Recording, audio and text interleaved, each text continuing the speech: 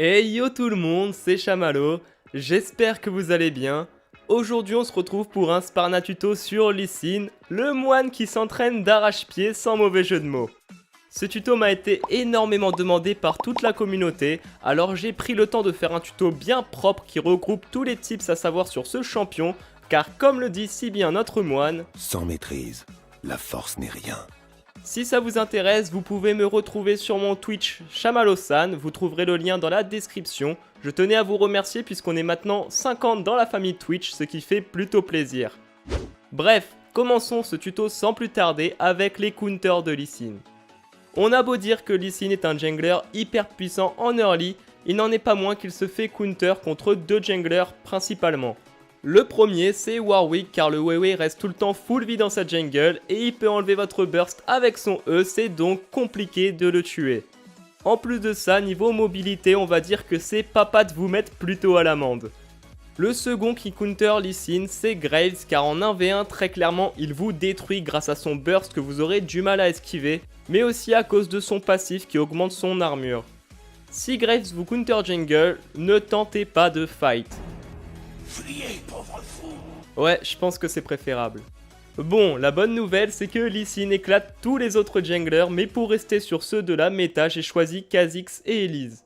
Kha'Zix car vous pourrez facilement le counter jungle en early game, et vous pourrez aussi le suivre dans son jump avec votre A, sans parler de votre E qui le rendra bien visible lorsque l'insecte fera son ultime. Pour Elise, votre burst sera supérieur au sien car vous pourrez facilement enlever ses araignées avec votre E et vous pourrez esquiver son cocon avec votre Z. On passe maintenant aux runes à prendre avec notre moine aveugle. En marque, on va prendre de l'AD, en saut de la vie par niveau car on n'a pas de souci de clean dans la jungle avec Lee Sin.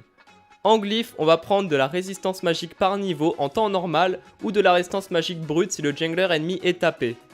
Pour finir, on va partir sur 3 quintessences de vitesse d'attaque très importantes car on n'aura aucun item de vitesse d'attaque sur Lee Sin. On continue avec les maîtrises, encore une fois elles sont assez classiques, c'est pour ça que je ne m'éternise pas dessus. On va donc partir sur du 12-18-0 en prenant le décret pour avoir un burst plus important, surtout en early. Je vous conseille aussi de prendre Fureur à la place de Sorcellerie pour avoir encore une fois un petit bonus de vitesse d'attaque de base. On enchaîne avec le build. Évidemment, ce n'est qu'un exemple, donc libre à vous de l'utiliser ou non. Vous allez donc partir de la base avec la machette du chasseur et une potion rechargeable. Puis faites rapidement votre item à jungle vert pour les wards qui vous donneront une meilleure mobilité. Juste au passage, gardez votre totem à ward pendant toute la durée de la game, il vous sera très utile pour vous déplacer. Après ça, prenez l'enchantement de guerrier très rapidement car il vous donnera un gros pool de dégâts en early à partir du niveau 6. Si votre A touche une cible, ça sera souvent synonyme de kill. Je mets les pieds où je veux, Little John. Et c'est souvent dans la gueule. Au niveau des boots, prenez des Tabi Ninja si la team adverse est axée AD ou des Mercure s'il y a beaucoup de contrôle de zone.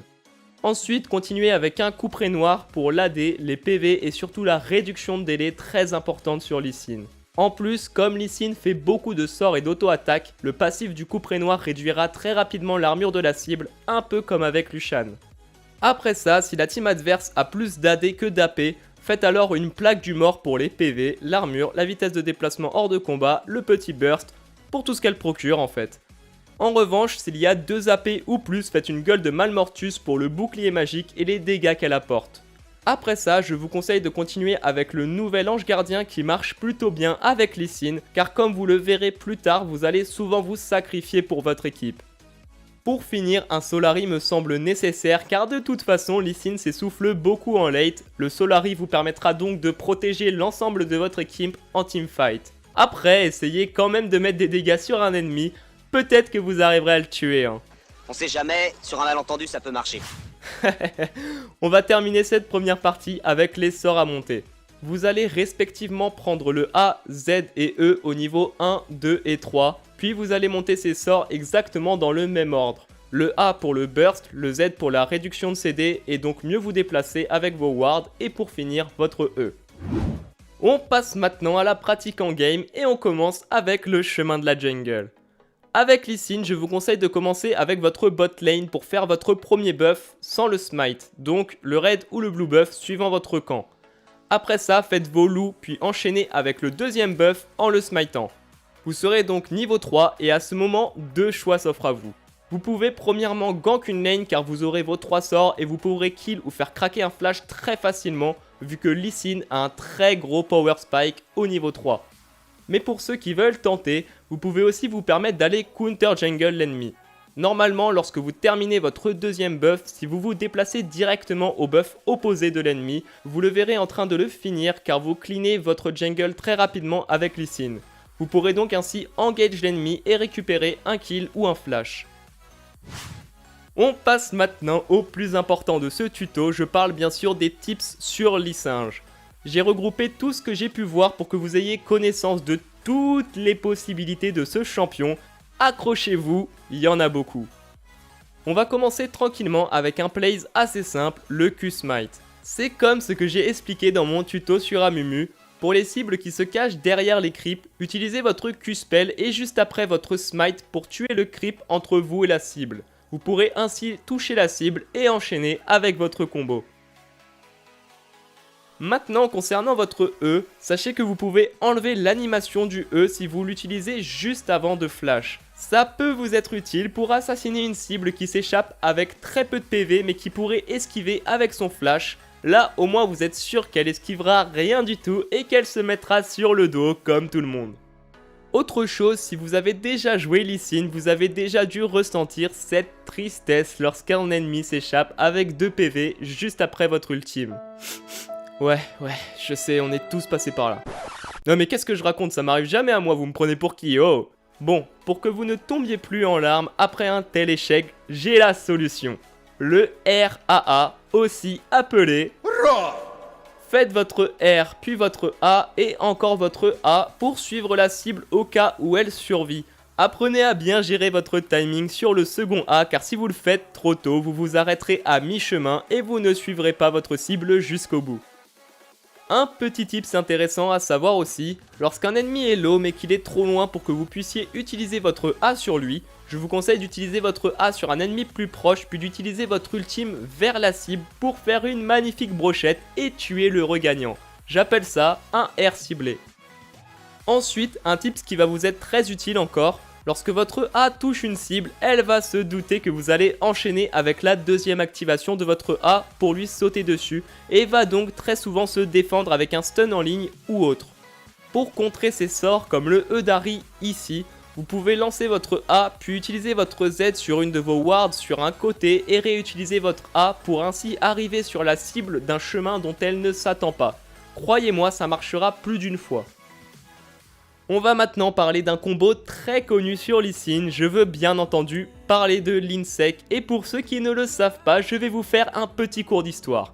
Attention, ça va piquer les yeux et les oreilles. La première Insec fut réalisée durant les quarts de finale des OGN entre Rolster et Ozone où Insec ramena le Varus à son équipe parce que oui, Insec est avant tout un joueur avant d'être un plays. Oula, bref, je vais vous montrer ce move avec l'outil d'entraînement pour qu'il soit plus clair. Utilisez votre A sur une cible, réactivez votre A et juste avant d'arriver mettez une ward derrière elle pour utiliser votre Z dessus et ainsi utiliser votre ultime pour la ramener vers votre équipe. C'est très important de maîtriser ce move parfaitement si vous voulez être très bon avec Lee Sin parce que c'est juste la base sur ce champion. Bon, ce tips a déjà 4 ans et ça me fait réaliser que je commence à avoir pas mal de vécu sur le jeu. Mais à part ça, vous vous doutez bien qu'il y a des petits malins qui ont perfectionné ce plays parce que le problème de l'Insec c'est qu'elle est souvent synonyme de sacrifice. Vous offrez un ennemi mais vous n'avez plus aucun sort de disponible pour revenir. Si vous n'avez pas d'ange gardien, je vais vous proposer une alternative à l'Insec. Vous pouvez utiliser votre A une première fois et au lieu d'aller sur la cible avec votre second A, vous allez plutôt utiliser votre Z sur une ward puis votre flash pour ainsi arriver derrière la cible et faire votre ultime et votre A pour revenir et ne pas rester seul. En plus de ça, c'est rare de voir des joueurs qui connaissent ce plays donc les ennemis seront très surpris. On peut réutiliser cette technique d'une autre façon. Par exemple, sur un gank, vous pouvez arriver de nulle part avec votre ward Z, puis flash instant derrière la cible et faire votre ultime. Après ça, faites un double A comme je l'ai montré juste avant, et voilà un kill sécurisé, propre, frais. On continue avec une autre annulation d'animation, cette fois-ci avec votre ultime. Vous pouvez enlever l'animation de votre R en utilisant votre flash juste après avoir appuyé sur R. En plus de ça, vous enverrez votre cible à l'opposé, ce qui le plus souvent sera vers votre équipe. Je vais terminer ce tuto avec le combo le plus compliqué à faire, car oui, il existe un combo plus compliqué que tout ce que je vous ai déjà montré. Ce combo servira pour style un Drake, un Ashe, un Herald, bref, un monstre plutôt important. Premièrement, vous devez mettre une ward de votre côté ainsi qu'une ward du côté du monstre. Vous allez ensuite utiliser votre A une première fois sur le monstre ou un ennemi proche de ce monstre. Ensuite, quand le monstre est assez low, réutilisez votre A. Une fois que vous avez traversé le mur, utilisez votre Z sur la ward qui est à côté de vous, puis sur le chemin du retour, faites votre smite sur le monstre pour le style. C'est hyper chaud de tout gérer en même temps et même moi j'ai beaucoup de mal à le faire en game, mais avec quelques heures d'entraînement vous y arriverez et vous pourrez bien vous la péter devant vos potes. Bref, tous les plays que je vous ai montrés sont des combos de base, c'est-à-dire que vous pouvez les ajouter entre eux pour faire des combos de combos, ce qui devient complètement délirant. Comme il y a plein de possibilités de combos, je vous en mets juste quelques-unes pour vous donner des idées. Pour tout ce que je viens de vous montrer, je ne vous conseille pas, mais je vous oblige de vous entraîner sur chacun d'eux dans l'outil d'entraînement comme je l'ai fait. Vous devez forcément passer par là et sacrifier quelques heures pour réussir à les maîtriser. Voilà les Sparnas, c'est tout pour ce tuto sur Lee Sin, j'espère qu'il vous a plu car j'ai passé beaucoup de temps dessus. Pour soutenir la chaîne, je vous invite à vous abonner, on est en route vers les 2000 abonnés. Pour ma part, on se retrouve sur mon Twitch Chamalo-san. Sur ce, je vous souhaite bonne chance dans la faille d'un invocateur et à la prochaine pour une nouvelle vidéo. Tchuss! Psst, petit bonus pour ceux qui sont restés. Pour améliorer la vitesse de votre Ward Z, je vous conseille de créer une macro sur votre clavier ou votre souris. Comme ça, lorsque vous cliquez dessus, ça fera les deux actions en même temps. C'est simple, c'est pour moi, c'est cadeau. Allez, salut!